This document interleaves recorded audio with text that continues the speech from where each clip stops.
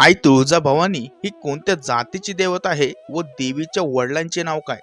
आई तुळजाभवानी ही महाराष्ट्राची कुलस्वामिनी, ज्या देवीने संपूर्ण विश्वाची निर्मिती केली. नेमकी तीच देवी या जातीच्या बंधनामध्ये कशी अडकली?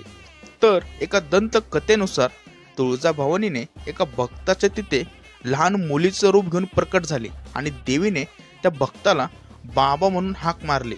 त्या भक्ताचे नाव म्हणजे जानकोजी देवकर. जानकोजी देवकर यांनी सुद्धा त्या लहान मुलीचा सांभाळ केला आणि सर्व वडिलांचे कर्तव्य पार पाडले. जानकोजी देवकर हे तेली समाजाचे होते, त्यामुळे देवी देखील तेली समाजाची मुलगी म्हणून ओळखले जाते.